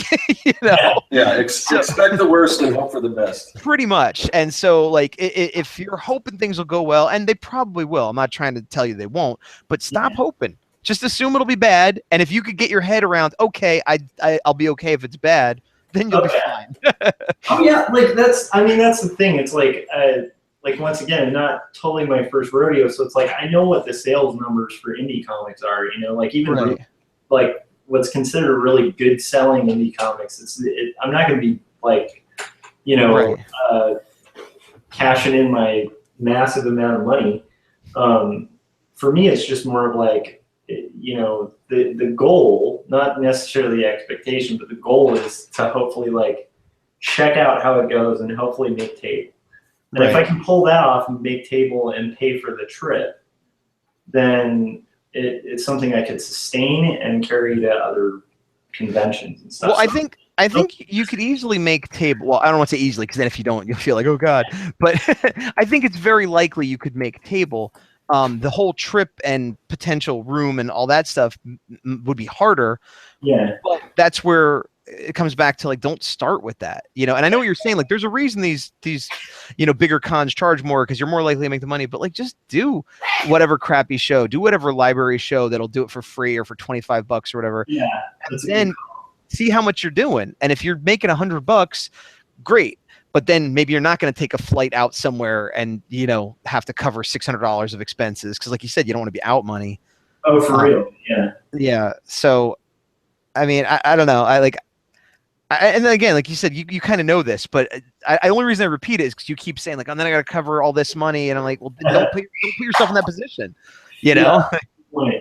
Yeah, it's going to be interesting. I'm looking forward to it, but I'm so fascinated. Like, I'm fascinated by the technical stuff too. Like, Scott, like that partition you have at your booth, it looks like solid panels, like. Yeah, it's not solid. It's just I bought, you know, curtains. I've got tons of them now, because I mean I've invested some money. You know, I started off, I bought one curtain, and then I bought two, and now I've got like I must have like 10 different of these curtains that I buy. You can buy them at Target. I forgot, they're blackout curtains. So you know, and I use them for tablecloths, and I use them for curtains or whatever else. So now I've got more than I need. So in a pinch, if I need to cover something or whatever, I've got those. Because even though my booth has like a, did I put the picture away? You can't really see it here, but it looks like I've got my own tabletop that I fabricated. You can kind of see a little bit of it, and it looks like a conveyor belt. And that does a couple different things. One, it gives me a little more table space because it's wider than an actual table, and it's raised a little bit, so I store my prints under there in between the top of the regular table that it sits on and that. So they're right where I need them, so I can access them fairly simply and pull them out, everything like that. But I still have tablecloths, because what goes down, you know, when it goes down, whatever goes down to the floor, so people don't see what's beyond that and everything. But it's not, that's just all curtains and stuff. It's that's amazing. You know, so it's like a PVC frame or something? Well, it's not PVC. Well, I've done PVC before. Like when you see those pipes and everything, I had PVC that went, and some of it is still like, the ones that come above the partition, that's kind of, there is some PVC there, and it was so hard to kind of figure out. It took me forever I had them all marked, and I'd get there and I'm like, that doesn't work. This new setup is going to be a lot simpler. I'm just going to raise those lighting stands. So it's basically, imagine a tripod, it's like a tripod, like a big tripod, and you put them on each side, and then it telescopes up, and then it's got a crossbar. Or in my case, I had to fabricate something that I had to make one where the crossbar came at an angle. So I've got like 2 on each side, and there's actually, you know, they've got their own like metal partitions there too that I kind of zip tied it to. But you know, like I said, I always bring my own stuff just in case. You never know what they're going to provide you with. And like his setup is superior and far and above probably what you or I would need for what we're doing. But I mean, and it's very impressive, but this is the sort of thing like where I don't need that level, but the way the tripods seem to go up and down, while it looks more complicated than what I have, I feel like it's probably quicker because it takes me so long to put together those stupid little cubes that if I could just zip those up. are solid metal, right? I mean, like they're solid metal. They're also heavy. Like that's why, like I said, when I travel, you could make them small, but there's weight restrictions is the reason I couldn't bring them all, because I put one of those in my suitcase and I was almost at the limit. So they're great for local shows, but I want to kind of take some of the stuff Scott does and other people do with these tripods and bring it into my setup, which I want to make my setup simpler. Like Scott's is very expansive and beautiful, but it's also very cohesive, you know, so while it's big and busy, it's really a nice cohesive thing. And I feel like mine is bigger than I need it to be, or if not bigger, more busy than I want it to be. I want to simplify it, even though I'm gonna have more stuff than what you're gonna have in terms of diversity. I would like to make it a little bit easier on the eyes, if that makes sense. I wouldn't recommend people do kind of what I do. Because I think more and more simple is probably the way to go, because it's just, you know, there's just so much stuff to look at these cons, and you know, the more I think about it, the more I'm wondering if it's hurting me more than it's helping me. I don't know. Well, but like I said, if I took this somewhere else that was where it didn't have as much other stuff, you know, I think it would catch some eyes and stuff. And it does. I mean, there's a certain percentage of people that walk by and go, "Oh man, I love this booth," or whatever. But that's not a huge percent of people, you know. Right. Yeah, there's like a science to that. Like people are actually dissatisfied sometimes with too many options. And so yes, I've heard that. Like when restaurants start out, usually they always make the mistake of like having like a huge menu, like 10 menus. I don't watch a lot of reality TV, but for a while I was watching one of those Gordon Ramsay shows. Yeah. Where he would always, like, that was the thing. You have too many things on the menu, you donkey. Just keep it simple. And he'd take this 10-page thing and knock it down to like 8 good dishes. And you're right. It did seem to make a big difference. And that goes back to what I was saying. Like I don't know how many prints I have, 50. And really I've got 6 that sell. You know what I mean? Like sell consistently. But then I have these other ones that once in a while sell. And so I have them in my books, but I need to consolidate the display ones even more, where if I could have just like 4 that maybe were my 4 best sellers or representative. And then if they wanted more, I got the book. And that's kind of what I've been thinking because of this whole choice fatigue thing. Yeah, because I mean, think about it. If you have everything for everybody, then you might scattershot. But if you have everything for the people who buy, like you were saying, your top sellers, then it's like you're really targeting those sales, and you'll probably increase those sales. You know, that's what I would guess. Yeah. But then if you have like too little, which is like what you were kind of warning me about, you know, that could also be a problem too, because once again, like, you know, I guess missing the opportunity to make back table and make a profit, you know? And this is something that we all struggle with and evolve over every single show and change and add and whatever and self-correct over time. I guess what I'm aiming for, and I haven't hit it yet, is displaying the least amount of stuff that I could still attract attention and the right kind of attention. But then when people come and they go, "Oh, that's a cool Ultraman print you have," I can go, "Thank you. And if you're interested more, I have this book where I have 5 other prints. And if those are too expensive, I've got some pins over here." But like that I would actually have to show to them, and it would give me something to talk to them about, but it wouldn't be all in their face right at once. Yeah. That's really good, man. I'm glad. Sorry, I know like some of this is probably more for my entertainment at this point. I'm getting a lot out of this from you guys, and like even seeing both of your table displays, like it's kind of confirmed to me that like the display games changed a bit, because back in the day it was like the basic rules that I was familiar with were like, you always want something, you want things facing up, things facing flat. Right. That's still a good idea. That's yeah. I don't know how, like, do you use like Gaz, like what do you use for signage? Like, do you use a banner that's horizontal or vertical? Most for to have the Gazbot brand or whatever you want to call it. Yeah. Usually the shows, I think almost every show, even the smaller shows, provide you with a smaller vertical white banner that goes on the table, and I'll usually just use their sign. And if they don't, I actually don't have a sign, because maybe this is a mistake. And again, I'm always revisiting things, as I said, but I'm trying to, when people recognize me, which isn't that often, but when they do, they're like, oh, you're the guy that does all the Godzilla artwork, or you're the guy that has that kaiju comic. Yeah. And while that's not ideal, that is how I want to be known. Yeah. So if they know me as the monster art guy, that's kind of enough. And if they don't remember my name, that's fine, as long as they know who I am. Yeah. Again, that's not perfect. Maybe I'm mistaken about that and I should push my name harder. But usually if somebody comes by and is interested and talks to me, and they buy something or don't, I have little postcards that have my name, my social media links, a picture of the front cover of my comic, and I give them that. Yeah. And I also give it to people, if they buy a print of Power Rangers, I'll stick the ad for my comic in there, so I guess a lot of what I'm doing is trying to get people to come over, and then once they get there, then I try to let them know who I am, which might be backwards, but I don't know. I see banners all the time, like Billy Green or Susie Atomic, and I'm like, I don't remember those names. Yeah, I remember what we're right about that. I mean, people they know you as the guy who does this or the guy who does that, if you're lucky. Yeah. Yes.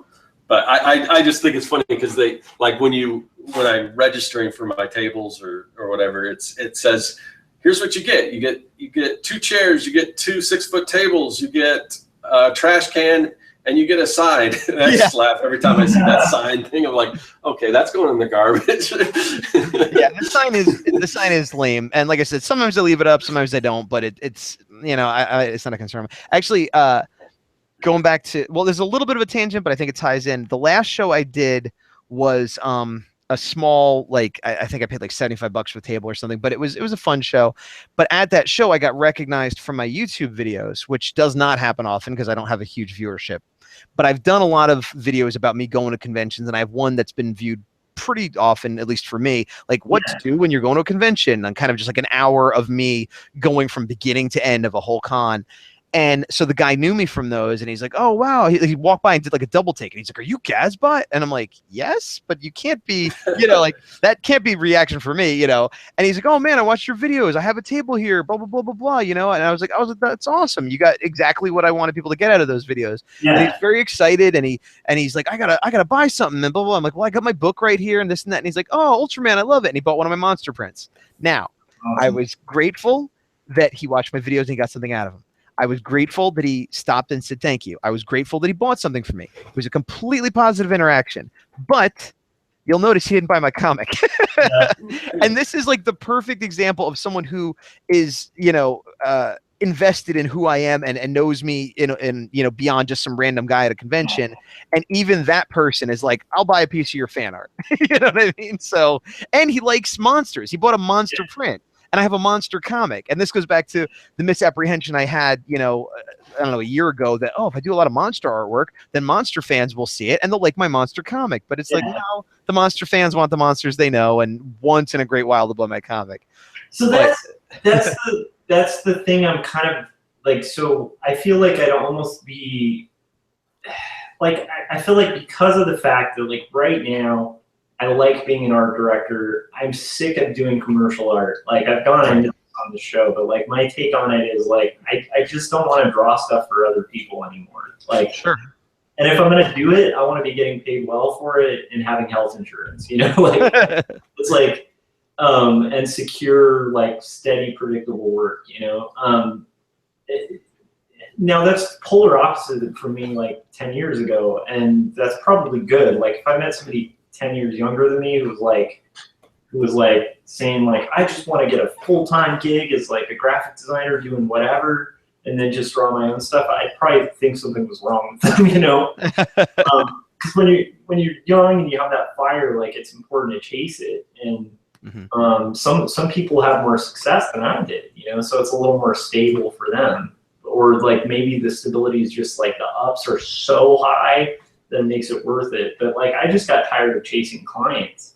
And so I'm in this weird comfortable position where but I still have this desire to make my own stuff because that's what I wanted to do in the first place, you know. And I feel like for me, I felt like even thinking back on conventions, I feel like I was getting further away from what I wanted to do than when I was like working crappy full-time jobs, you know? Right. So because you were working on your own work on the side more when you worked those crappy jobs, at least. Yeah, exactly. I didn't have like the stable of enough hours to be able to sit down for 30 minutes a day, because like half the time, you know, it would be dry for 2 days and then I had to pull like 4 all-nighters, you know?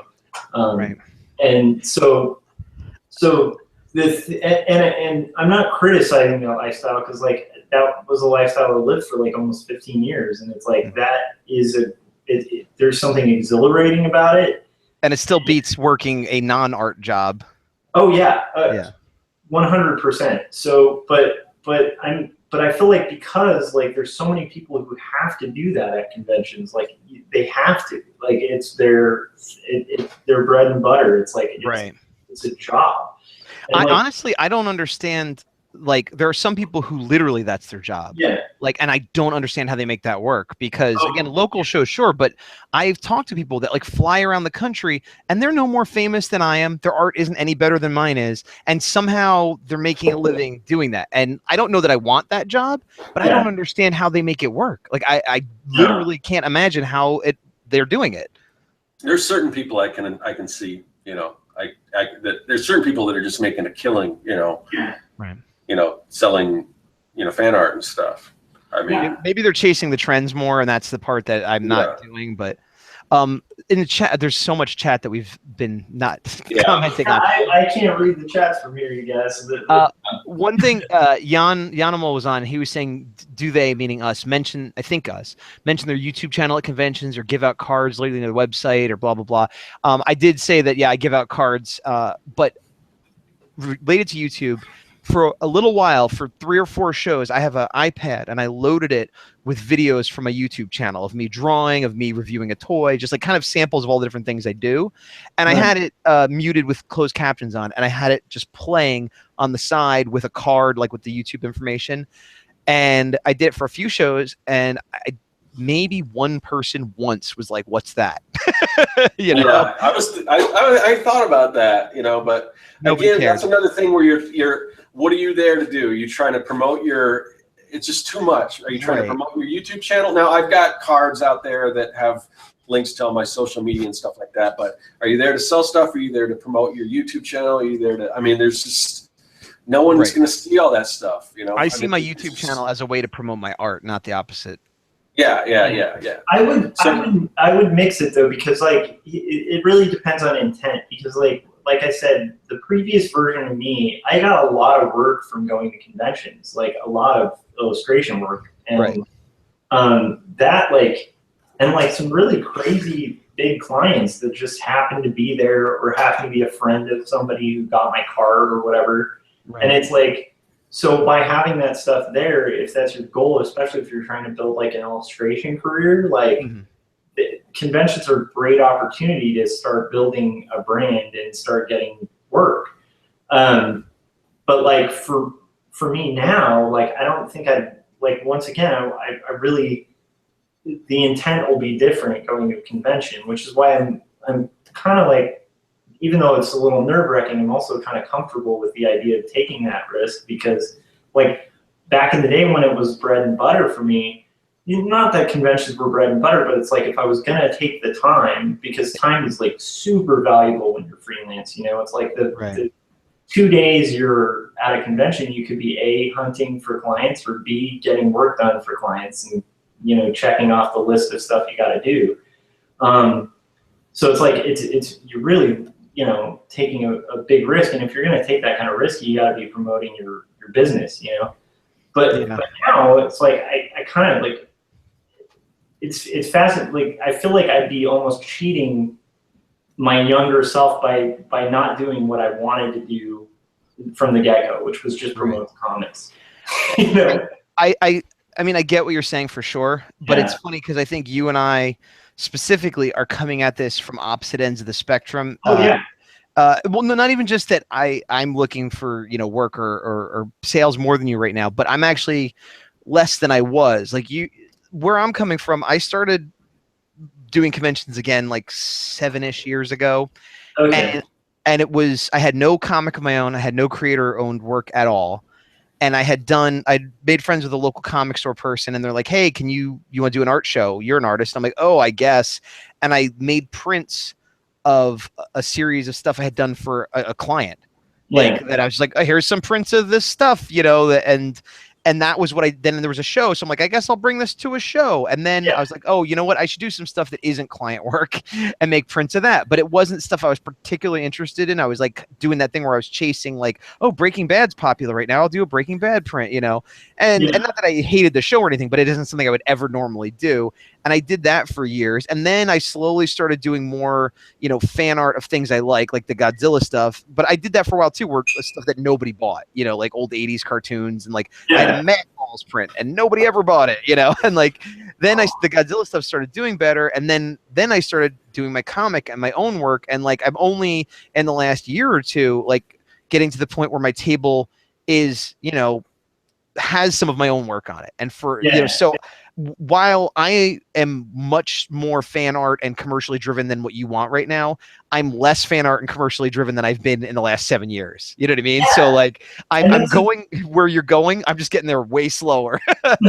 But that's the thing is that's what I was saying is I think that for Scott, the way you're approaching conventions makes sense because you're building the Serkworks brand, and the comics are a part of that. Right. For you guys, building that, I mean, that's something you've kind of worked to build and probably build out from just doing client work, and so that's kind of that aim makes sense. For me, like I said, I'm in this weird position of I don't know how it happened, but it was a couple years ago, and I wouldn't call it burning out. It got to the point where if I used to, when I was an illustrator, I'd get a job doing spa parts for a spa catalog or something. Mm-hmm. And I'd just be bored out of my mind and just be I hate this so much. I want to hand ink and do stuff in my style.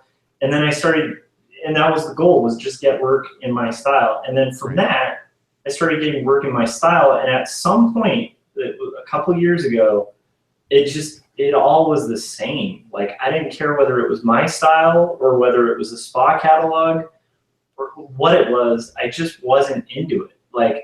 The only thing at this point that I'm really into that is worth it to me is the creator-owned stuff, and it's weird creator-owned stuff that has no potential of making money.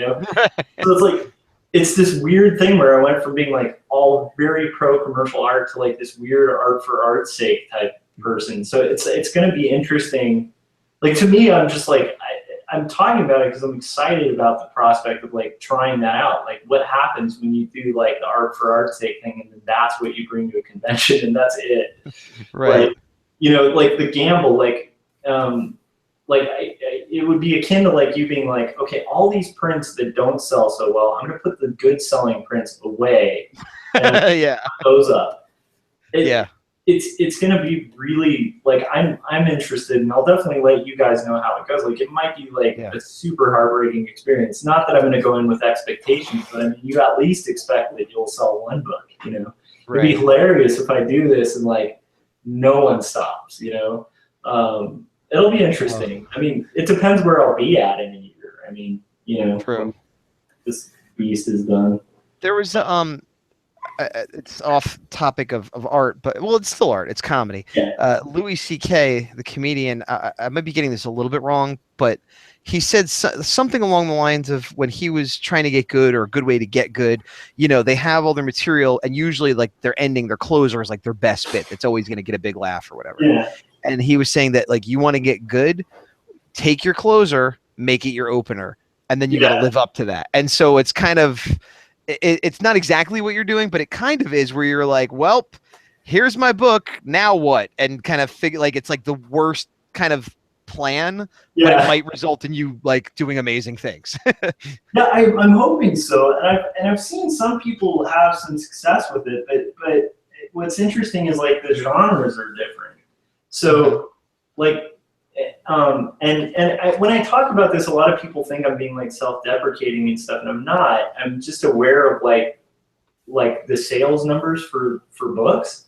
And it's like auto bio books are not like hot sellers, you know. There's like 3 or 4, you know, but they're not like going to compete with like say you know, a different style of indie comic. If I were doing like a space adventure or like a fantasy thing where it's high fantasy, that has more of a market, you know, at like a Comic-Con that's like a big convention, like a San Diego Comic-Con. Right, because there's crossover. I don't know what this is, but I know Lord of the Rings, so I can. Yeah.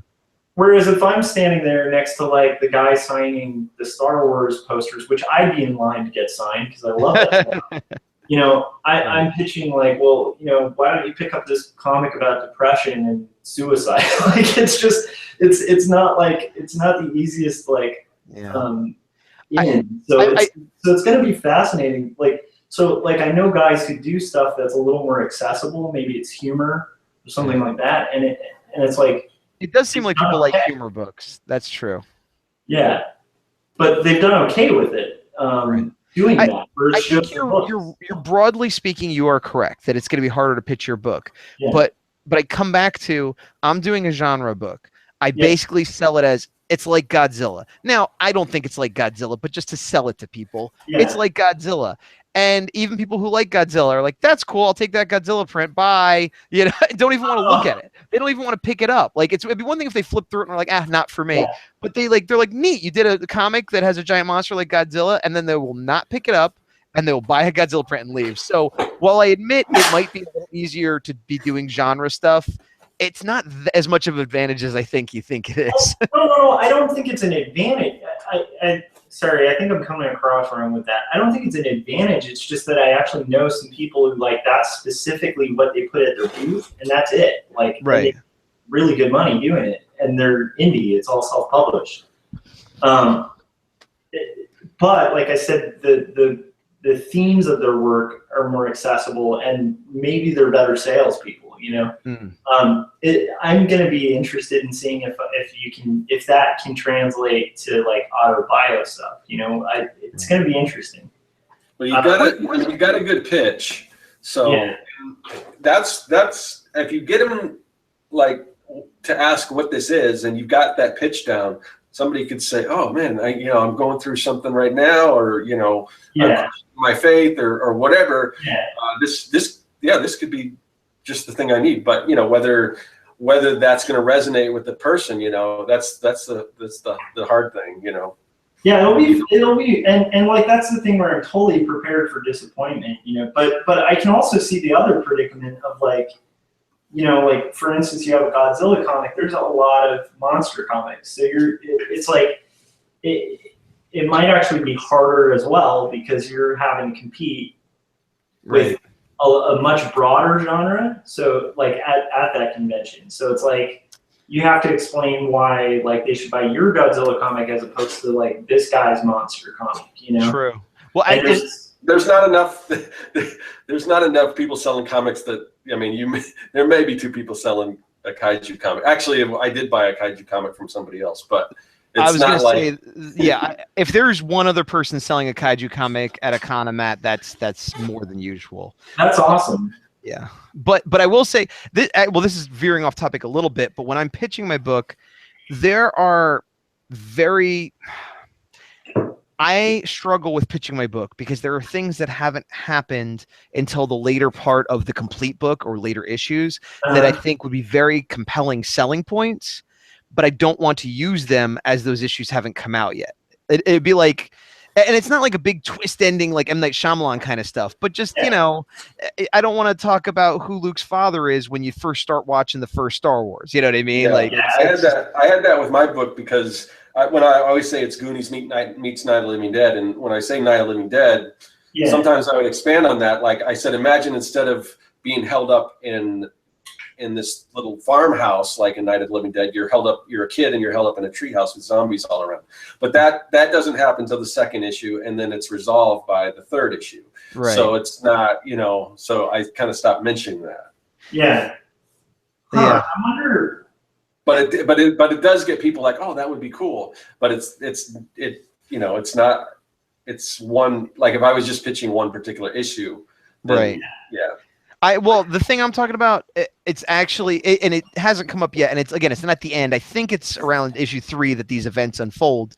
But I feel like I go back and forth on whether or not I should have done individual issues. Overall, I think it was a good idea because I have people interested in my project, way before it's done, and it keeps me interested, like having people, rather than 2 years from now, finally getting my first feedback. But I do think the whole thing, when it's a book, I'm going to be able to sell it and pitch it so much better because I could sell the whole story, not like, here's what's kind of you're getting into, like, you know what I mean? Like I could reveal things that happen 60 pages in, and that's not ruining even half of the book. You know what I mean? Whereas right now I'd be ruining what happens at the end of issue 2.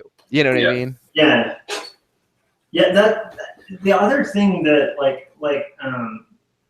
the other thing about like floppies is that it is really like, it's good for getting the word out, but unless you have like a massive distributor, it's like, it's hard to make much of a profit on it. Like most of them are being sold at close to a loss, If I sell them direct, like I said, I make like $2-ish, 2 and change. Yeah. But I put them in a bunch of comic stores, and I basically get what I pay because they do half cover if they buy them, and if they don't, they do commission or consignment, and then I get like a little bit over that. So, worst case scenario, I literally make nothing. Best case scenario, I get $250.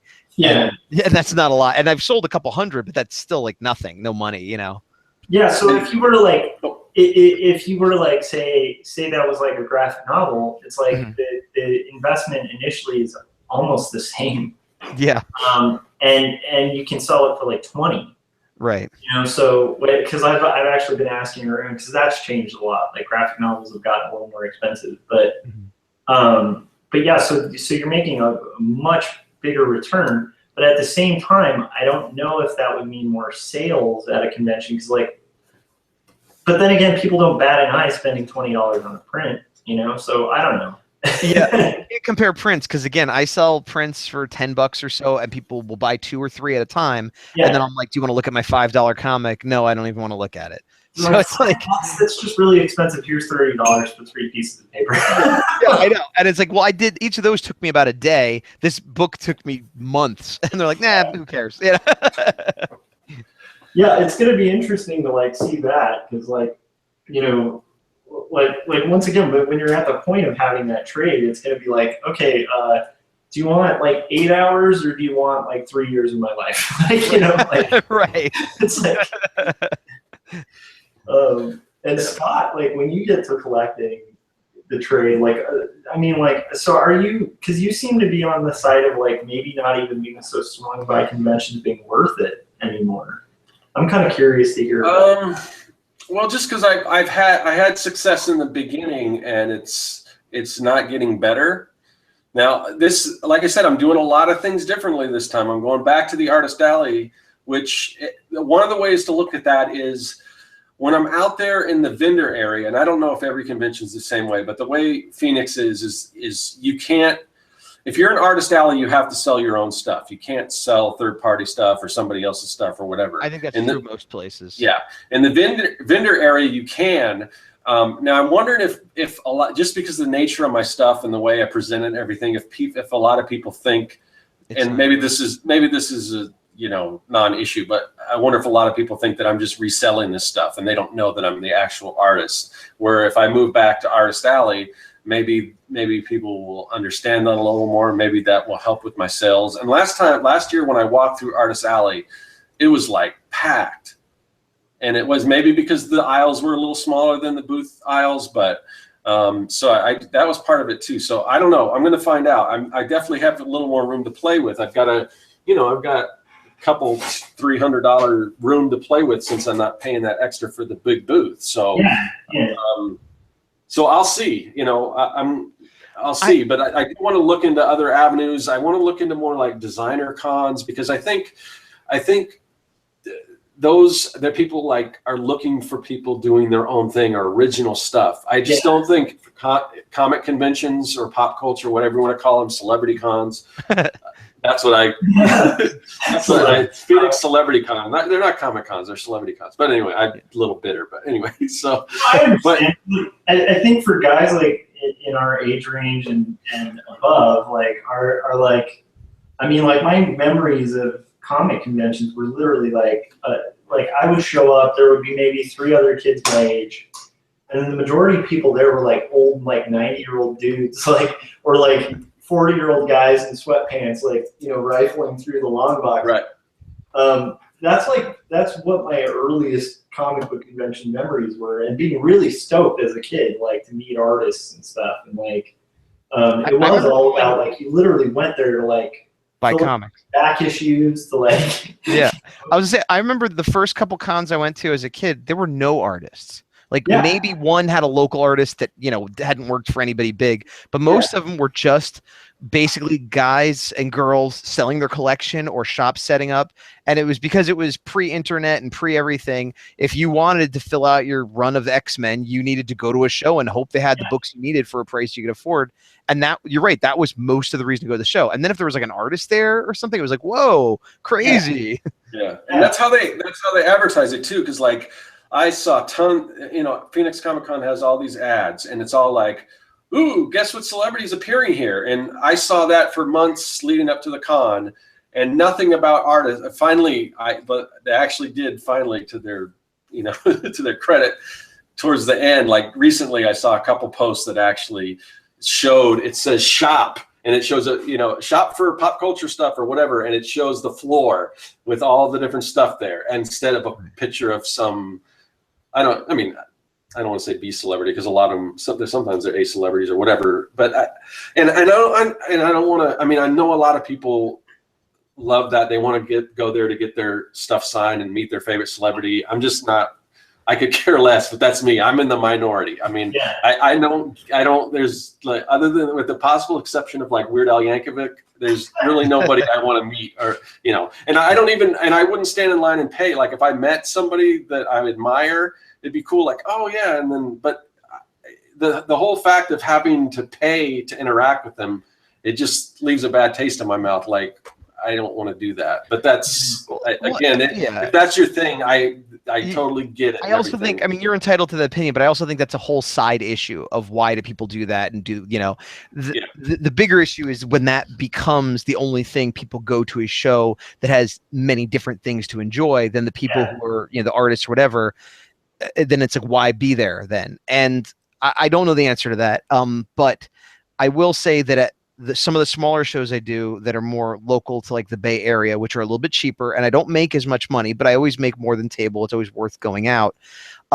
They are better about advertising, not just artists, but individual artists. Like I'll get a shout out and they'll be like, you know, once every couple of days, their Facebook page will be like, hey, also Gazbot's going to be here. And it'll be a picture of me with like my Dragon Zord print or my comic or some piece of art that they, you know, and then, so like that to me is the advantage of doing a smaller show, that you're not necessarily going to meet as many people or make as much money, but hopefully you make more of an impression, and the smaller shows are going to push you more because, you know, maybe they only have one celebrity. And so then they, you know, they want it to be about, they want everybody to be a celebrity in a way. You know what I mean?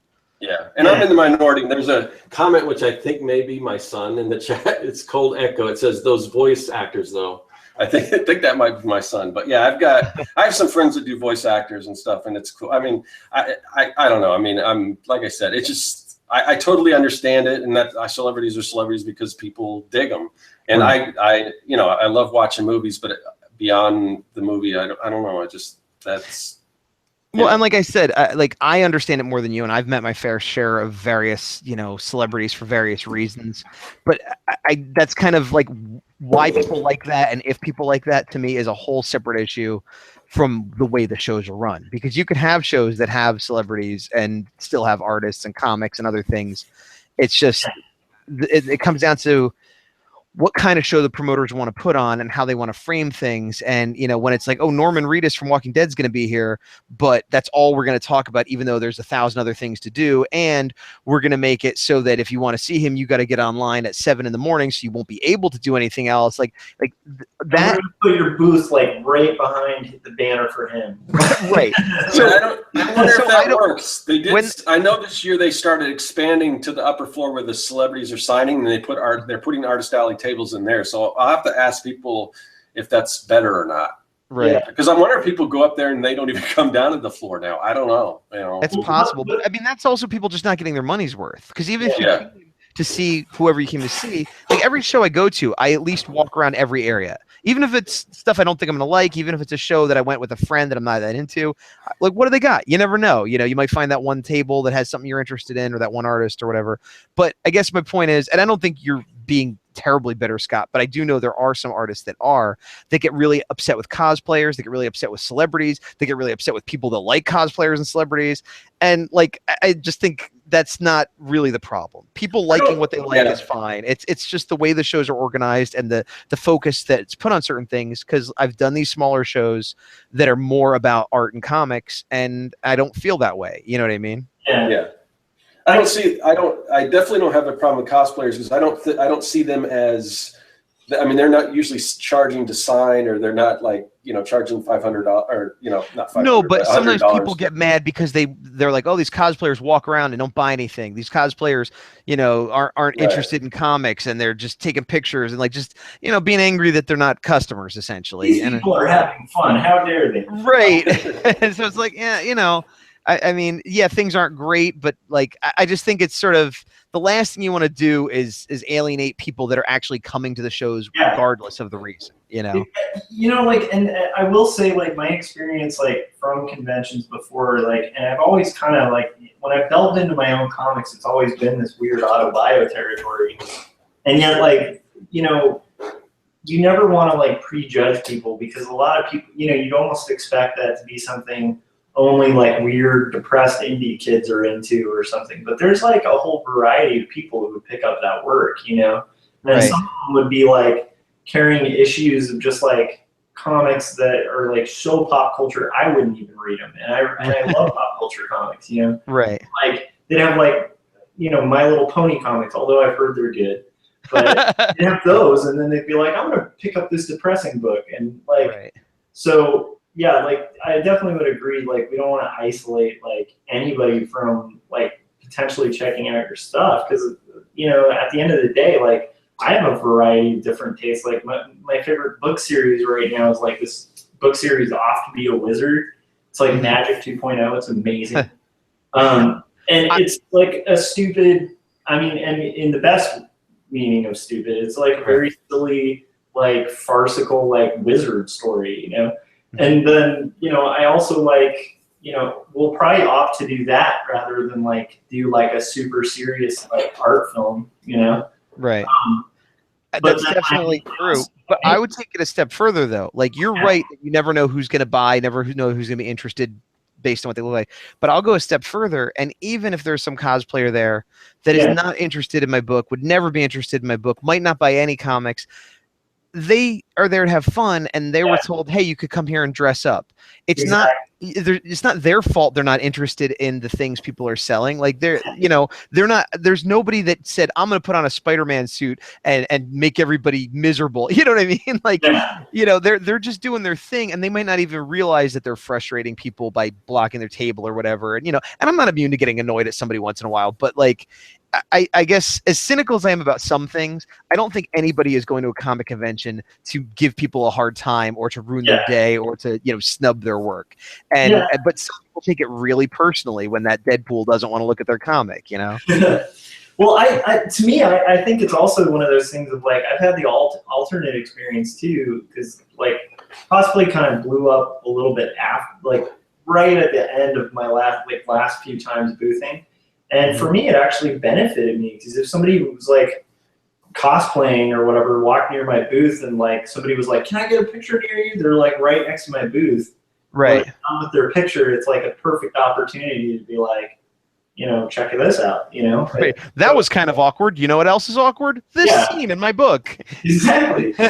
So another thing I'm realizing from this too is you guys have like a wealth of knowledge. So before I delve into this, I'm gonna if I hit the Bay Area, I'll obviously have to hit you up, Gaz, and if I might, hey, if Arizona goes well for you, Scott, maybe you can help me learn the ropes and I can come up there. It's not that long of a drive. Yeah. I mean, it's and we probably should, no pun intended, but we should probably table our conversation because I definitely want to come back to this topic, especially after, because I'm next weekend is the convention, so I want to come back to it and talk about it after that. And I mean, we could literally keep going on, but we got to probably call it at some point. But I just want to let both of you guys, if there's anything you can sum up that you want a point that you want to make that you could sum up quickly about conventions or anything you want to say about that, we'll leave with those, and then we will definitely come back to this topic again. I mean, we could go we could make it like a series for a little while because people love listening about the topic and people are interested in. Like I said, we could just I could go all night, but I got to work in the mornings. So Josh, any last thing you want to talk about conventions or anything like that? No, I appreciate you guys having that conversation because it helps me feel encouraged to hit conventions. But I honestly think it seems like the basic rules of just make sure you come ready to present yourself as a product in a business. Put a little thought into it, consider it like you're almost setting up a pop-up shop and you're competing with a lot of pop-up shops. So, and it's friendly competition. People at conventions aren't dicks. And if you are a dick, you're not going to really have a good time at conventions with other creators. And if you are a dick, everyone at the entire convention will be talking about how you are the one dick at the convention. I've seen those viral threads on Facebook about people. And the other thing to consider too, is the comics community is really tiny. So don't like shit talk other creators, because like you never know, that might be your best friend that you're shit talking. Right. And then like don't bark. Don't be a carnival barker. Oh God, no. Tips, I see that less now than I used to, though. That's good. Yeah. That's good. What about you, Gaz? Anything you wanted to bring up? Plan for the worst, expect the worst, hope for the best, have contingencies upon contingencies, have things to do if there is nobody to talk to, have something to maybe draw attention, be friendly to everybody, no matter what you may think of them. Just don't take anything personally either. People might say weird stuff and they'll usually mean it nice. And even if they don't, just try to let it slide off your back. If you're the type of person that your feelings are going to be hurt if people don't buy your stuff or compare it to something that maybe you don't like, then maybe spend a little bit more time getting ready, because aside from all the physical setup and the money and all the professional stuff, if you can't sit there and keep a smile on your face, no matter what's going on, you're going to have trouble. Yep. And I just want to say, because I feel like I kind of come off a little negative just because, like I said, I was doing real well with some of these conventions, and then it's not as well anymore. So I'm a little disenfranchised. But I would still encourage anyone who hasn't done a show, and probably maybe not pick like the big show to start out with. It's going to cost you $300 a table. But if you can find like $100 table, and even if that's too much, if you want to split it with a friend, I would encourage anyone to, if you can get into a con, to do it, because it's an experience. And beyond, if you take away all the trying to make money and all that stuff, it's a great experience, and it's a great time. And I would definitely encourage anyone to get a table. I agree with that, but I want to add, go to a convention a couple times first. If you've never been there as a fan, definitely, you're right. Don't get a table. Like, go. I just kind of assume that like everyone's been to one, but I know, but and you're probably right, but I have talked to one or two people that were like, yeah, I've never been to a convention, so I decided a table, and they're sitting there with like a stack of Xeroxes. It's like, what are you doing? That's a good point. All right, Xeroxes are copies, by the way. I realize Xeroxes don't exist anymore. Well, the company still exists. So we'll wrap this up. So where can everyone find you, Josh? Well, you can find me lurking around Scott's channel and Artcasters every other week. And then if not, you can find me at my channel, which is Joshua Kemble on YouTube. And you can also check out my graphic novel that I'm halfway through and was nervous about the convention due to at quarterlystories.com. What about you, Gaz? Where can we find you? Me? Well, I'm everywhere you want to be. I'm on YouTube as Gazbot. I have my own channel. I'm on Instagram. I'm on Facebook. I'm Gazbot pretty much everywhere. If you put in Gazbot comic artist, you can find me. And this weekend, I will be at the San Jose Super Comic and Toy Convention all weekend, selling some art, selling my comic, The Horror A4, and also selling some of my old toys. Cool. And you're on my channel, so that's where you can find me. You can also find me at serkworks.com. I got a store up there, and hopefully soon after, I got a convention coming up next weekend, but after that, I should have some time to upload some new stuff, namely like t-shirts and things like that. So I'm looking forward to that. So keep an eye out for that. You can find that at serkworks.com or madsciencesupplycompany.com. And it'll both go to the same place. And so we also have a newsletter, and basically what that is, that's just to let everyone know when we're going to go live. We're usually Wednesday nights, but sometimes we might go on a Thursday, and just so you guys know. So just there is a link in the description on how you can sign up for that newsletter, and we don't spam you or anything. Just like we try to put it out like a half hour or so before we go live, just to let people know when. So if you guys want to sign up for that, that information is in there, because we rotate between. That's the other thing. We rotate between Josh's channel and my channel, so you might not know exactly which channel we're broadcasting for, but that will let you know. So yeah, so I want to thank Gaz for coming on, and thank everyone in the chat. And if I can remember, I'll try to paste the chat into the comment section if it'll fit. But yeah, that'll do it. And like I said, we are going to come back to this topic, because there's a whole lot of stuff we haven't talked about, and we can go on forever. But we gotta call it tonight. So we'll see everyone later. Bye. Later. Oh.